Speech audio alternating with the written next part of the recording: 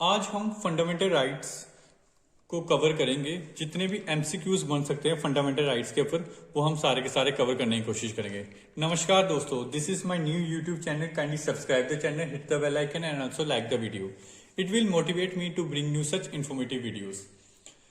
आज मैं आप लोगों को बता दूं कि पॉलिटी में कहीं और से क्वेश्चन आए या ना आए, लेकिन जो ये फंडामेंटल राइट्स है यहाँ से कम्पिटिटिव एग्जाम्स में क्वेश्चन आने के सबसे ज़्यादा चांसेस रहते हैं।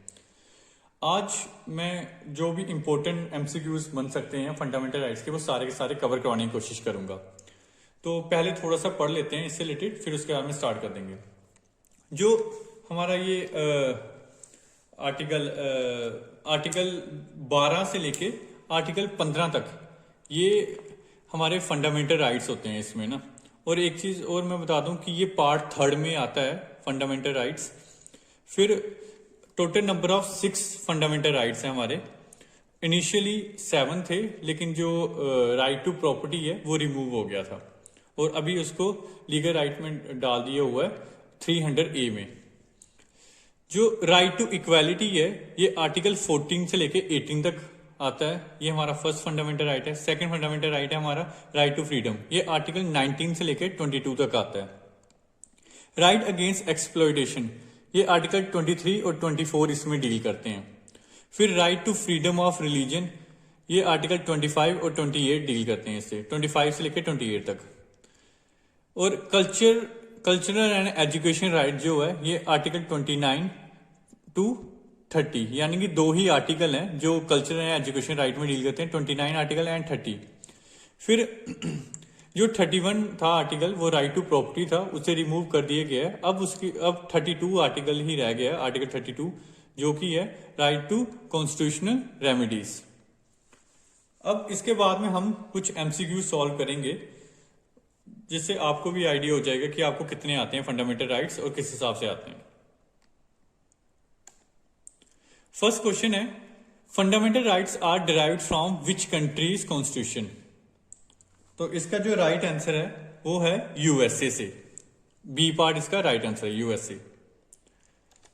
अगला क्वेश्चन है कि which part of the constitution the fundamental rights are provided, कि हमारे किस पार्ट ऑफ द कॉन्स्टिट्यूशन में फंडामेंटल राइट्स लिखे हुए हैं। तो मैंने अभी थोड़ी देर पहले ही पढ़ाया था आपको, ये पार्ट 3 से लिए हुआ है। फिर अगला क्वेश्चन है कि originally how many fundamental rights had in our constitution, कि हमारे कॉन्स्टिट्यूशन में कितने फंडामेंटल राइट्स थे स्टार्टिंग में ओरिजिनली। तो ओरिजिनली थे 7 और अभी हैं 6। नेक्स्ट क्वेश्चन है, कहता है defining of the state is mentioned in which of the following article, कि स्टेट के बारे में डेफिनेशन किस आर्टिकल में दी गई है। तो वो हमें दी गई है आर्टिकल 12 में, यानी कि सी पार्ट होगा इसका आंसर। फिर अगला क्वेश्चन कहता है कि under which article of the constitution reservations in admission to education institution including private and unaided to OBC ST and SC is made. कह रहा है कि किस आर्टिकल में बताया गया कि ओबीसी और एससी एसटी को रिजर्वेशन प्रोवाइड होगी। तो इसका राइट आंसर है बी पार्ट, आर्टिकल 15(5) में। फिर उसके बाद में अगला क्वेश्चन है कि which among the following article of the constitution of India abolish the untouchability. तो ये इंपॉर्टेंट क्वेश्चन है, ये काफी बार रिपीट हुआ है यही वाला क्वेश्चन कि अनटचेबिलिटी किस आर्टिकल में है। तो इसका राइट आंसर है ए पार्ट, आर्टिकल 17 में। और अवॉल्यूशन ऑफ टाइटल एक है, ये जो आता है ये आता है आर्टिकल 18 में, अवॉल्यूशन ऑफ टाइटल, वो भी इंपॉर्टेंट है। In the Indian constitution right to freedom is granted by 4 article. कह रहे हैं राइट टू फ्रीडम जो है वो 4 आर्टिकल में आते हैं। तो बताओ कहां से लेके कहां तक आते हैं। तो इसका जो राइट आंसर बनता है ए पार्ट, आर्टिकल 19 से लेके आर्टिकल 22 तक आते हैं हमारे राइट टू फ्रीडम। फिर अगला क्वेश्चन है विच article of the constitution of India is related with the freedom of the press, कि फ्रीडम ऑफ प्रेस किस आर्टिकल में आता है। तो इसका राइट आंसर है ए पार्ट, यानी कि आर्टिकल 19 में। अगला क्वेश्चन है which of the following is not covered under article 20 protection in respect of conviction for offences, कहता है इनमें से कौन सा वाला नहीं है उसमें। तो इसका जो राइट आंसर बनता है right to livelihood, A part इसका राइट आंसर है। Right to education was added as the fundamental right in the constitution of India by adding, ये किस आर्टिकल में है? तो इसका जो राइट आंसर है वो है बी पार्ट 21A में। इसका मतलब ये है कि एजुकेशन जो है वो 6 साल से 14 साल तक के सभी बच्चों को कंपलसरी है प्रोवाइड करना, और ये हमारा 86 अमेंडमेंट 2002 में ऐड हुआ था। Which article gives safeguard to the fundamental rights of arrested person, कि जो अरेस्टेड पर्सन है उसको ये सेफ्टी कौन सा आर्टिकल है, कौन सा हमारा फंडामेंटल राइट्स है जो प्रोवाइड करता है, वो किस आर्टिकल में आता है? तो इसका जो राइट आंसर है सी पार्ट आर्टिकल 22 में आता है। अगला क्वेश्चन है no person shall be prosecuted and punish for the same offence more than once under which article, कह रहा है कि अगर एक इंसान को उसने कोई क्राइम किया है तो उसकी एक बार सजा होगी है उसे। अब इसका मतलब ये नहीं है कि उसको बार बार सजा मिलती रहेगी, एक बार करके आया तो एक बार फिर से उसको सजा दे दो। तो कहता है ये हमारे किस आर्टिकल में है ये? तो ये हमारा आता है आर्टिकल 20 में, यानी कि बी पार्ट है इसका answer. Human trafficking restricted in which article, कि पहले क्या होता था, पहले के जमाने में कि जैसे हम क्या करते थे कि इंसानों को बेचते थे, तो आजकल वो चीज नहीं है। तो वो कहता है कि ना कि ये किस आर्टिकल में रिस्ट्रिक्ट किया गया है? तो इसका जो राइट आंसर होएगा डी पार्ट आर्टिकल 20 में।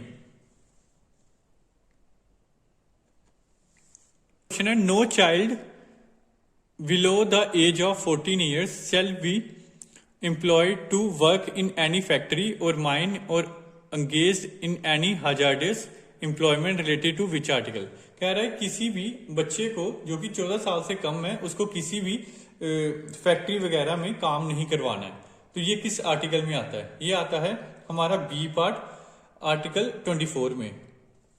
और माफ कीजिएगा मुझे लगता है हाँ जो ये 15 वाला है इसका डी पार्ट तो है लेकिन आर्टिकल 20 नहीं है, इसको करेक्ट कर लीजिएगा प्लीज। इसका आंसर आएगा आर्टिकल 23। फिर question number 17 which of the following article of Indian constitution contain the right to religious freedom. तो ये जो क्वेश्चन नंबर 17 है ये कहता है कि किस में हमें रिलीजियस फ्रीडम के बारे में किस आर्टिकल से लेके किस आर्टिकल तक हमें प्रोवाइडेड है फंडामेंटल राइट्स में। तो क्वेश्चन नंबर 17 का आंसर है सी पार्ट आर्टिकल 25 से लेके 28 तक हमें रिलीजियस फ्रीडम के बारे में हमें फंडामेंटल राइट्स मिले हुए हैं। फिर इसके बाद में अगला क्वेश्चन है कि which article of the Indian constitution guarantees the right of minorities to establish and administer educational institutions of their choices, कि कौन सा ऐसा आर्टिकल है जो माइनॉरिटीज को ये फैसिलिटेट करता है कि वो किसी भी इंस्टीट्यूट में जाके पढ़ सकते हैं अपने हिसाब से। तो ये इसका राइट आंसर है ए पार्ट यानी कि आर्टिकल 30।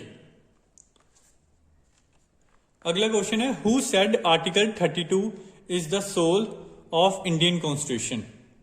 तो इसका राइट आंसर है C part BR Ambedkar. Last question है which of the following article restricts the fundamental rights of the members of the armed forces. तो जो क्वेश्चन नंबर 20 है इसका राइट आंसर है ए पार्ट आर्टिकल 33। इसका मतलब ये है कि जो हमारी आर्म्ड फोर्सेस है कि उनको उनके फंडामेंटल राइट्स को रिस्ट्रिक्ट करके रखता है कि अगर वो भी अपने फंडामेंटल राइट्स को लेके सामने आ जाए या प्रोटेस्ट वगैरह करने लग पड़े तो फिर हम आर्मी वाले या आर्मी के जो जवान हैं उनको अगर हमने भेजना हो वार के ऊपर और वो कहने लग पड़े कि हम वार करने नहीं जाएंगे तो फिर देश की सुरक्षा कैसे होगी। इसलिए जो हमारे फंडामेंटल राइट्स है ये रिस्ट्रिक्ट करके रखता है आर्म फोर्सेस को, ये आता है आर्टिकल 33 में। Thank you so much.